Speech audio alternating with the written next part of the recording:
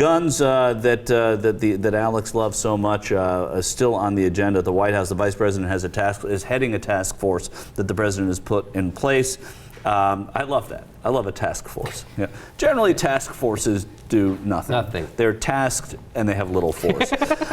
It seems, though, that the Vice President, according to Colin Goddard of the Brady Center, who walked out of who left that meeting yesterday feeling really good, really positive that the Vice President is very serious about doing, and the White House is very serious about doing something here and will do something, whether it's everything that everybody who wants gun control wants. Probably unlikely. But the NRA met with the Vice President today, so he's had people from either end of the spectrum. The NRA left their meeting, and the statement that they released was that they were disappointed. We were disappointed with how little this meeting had to do with keeping our children safe and how much it had to do with an agenda to attack the Second Amendment. Attacking the Second Amendment is keeping our children safe. That's the idea, NRA. So, Jimmy, I mean, do you have any sense of optimism here about something coming out? I mean, I'm guessing just by your demeanor that you don't. No, I don't. And B... It's a good guess. Well, first of all, if you remember when they passed the assault weapons ban the first time, the result of that was they lost the House in a landslide, right? So Clinton passes the assault ban weapon, right? And then the next time he holds a press conference, he has to answer the questions of why he's still relevant. Yeah, no, it's amazing. And Joe Biden was part of creating that assault weapons ban. Joe Biden's been in the right place on guns for a while. I'm a big Joe Biden fan. I've always been a big Joe Biden fan. He's actually gotten things done. He's had good ideas. I think if he had been Secretary of State and not Vice President, that interesting. I mean, I don't take nothing away from Secretary Clinton. I think that different ideas about what to do in Afghanistan and Iraq would have been talked about around the world. And in any case, that's off the subject. Joe Biden, though, has said that he wants to make this, that everybody's opinion is involved, but they're going to get things done. Here's Joe Biden talking about just that. There's got to be some common ground here to not solve every problem, but diminish the probability that what we've seen in these mass shootings will occur, and diminish the probability that our children are at risk in their schools. I'm not sure that we can guarantee this will never happen again. But as the President said, even if what we do only saves one life, it makes sense. And I think we can do a great deal without in any way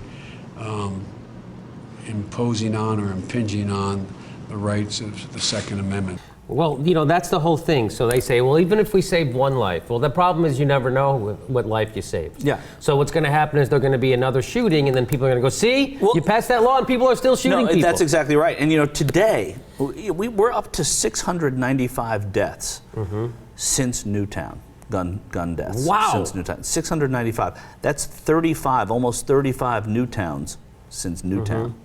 And that's just extraordinary. But today in Georgia, a mother protected her family by shooting a burglar 5 times, didn't kill him. He was taken to the hospital in critical condition.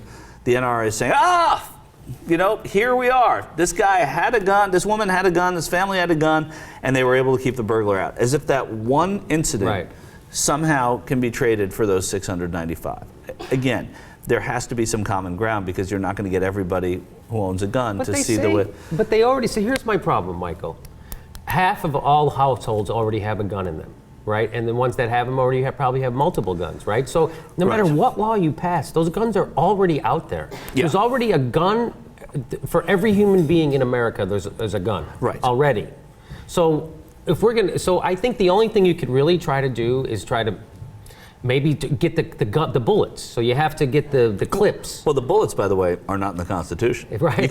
You can make making bullets. This is the Michael Shure Sr. My late dad always said, why don't they make bullets illegal? Because they're not in the Constitution.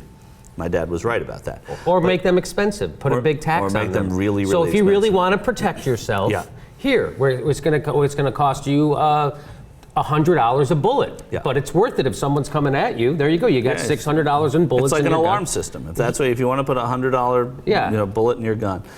The idea, though, that we are so gun crazy here, when you hear those numbers about how many people have guns, how many people have multiple guns, what the gun laws in America allow, there are things that they can do. These universal background checks, I think, vitally important. I think that's going to come out of this. I think making these magazine clips, these multiple fire rounds, illegal, working on that. I think that's the only thing that will have a real impact, because background checks, all that stuff. The guy who shot up Newtown, he didn't have he didn't need, his mother bought the gun legally, right. And that's how most, just the cases that I've been looking at, they get them from their parents. And then there are things that the president, that the executive branch can do. There are executive orders, and here's the vice president talking about executive orders. I want it clear to the American public that on behalf of the president, we're reaching out to all parties on whatever side of this debate you fall. But the president is going to act. There are executive orders, executive action that can be taken. We haven't decided what that is yet, but we're compiling it all with the help of the Attorney General and all the rest of the cabinet members, as well as legislative action we believe is required.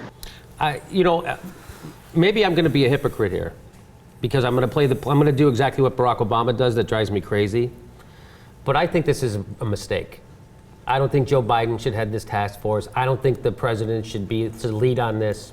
I think that it should be a Republican in Congress or the Senate. Yeah, but nobody has, Jimmy. So then, 20 kids die in a school, the president and the White House, I totally disagree. So here's what happens then. React. So here's what happens then. Yeah. What happened the last time was we got a Republican majority in the Congress. Bill Clinton's hands were tied. He was neutered. We ended up passing the Telecommunications Act. We deregulated the banks. Now people are out of their houses. People lost their lives. Right, people can't get medical care because I think people are starting to look at. I think moderate Democrats. I think other Democrats. I even think some Republicans, and I think this is an evolution that will happen. But I think people are starting to look at the NRA as a foolish group of people. I don't think so. I think no, not right this second. I think, though, that their influence is going to wane. I think it's going to wane, and the more you have the White House out front of this, I think. Listen, I hope that 100,000 more people have supposedly signed up to be Yes. members of the NRA. I know that. I'm talking about their influence in Congress. So I saw their a statistic today that said that roughly 46% of the American people have a favorable view of the NRA right now. After that guy gave that jackass That's press the National conference. Restaurants Association Oh, that Herman Cain was that's what the we head were of. Yeah, they talking. loved it. They loved 999. Herman Cain. Yeah, exactly. I know that. I think that is going to change. I think that it is on the wane. Maybe pure optimism, Michael Shure optimism here. I don't think that's the case. I really do think that it's going to be incremental, but it's going to happen. What I am afraid of with this executive order stuff, whenever an executive order happens, it breeds a ton of resentment from both allies and enemies in Congress. When you go around Congress, when you kind of skirt the Constitution a little bit with these executive orders, it's protected, so it is the constitutional, but when you go around another branch of government, nobody likes it. And I think that they have to be very careful in the water they tread there, but if they feel like they can't get anything done legislatively, and that executive order sounds like we have to have universal background checks for everybody who buys a gun, and we have to close the gun show loophole, I think that at that point that I feel like that's an okay executive order to come out of the White House.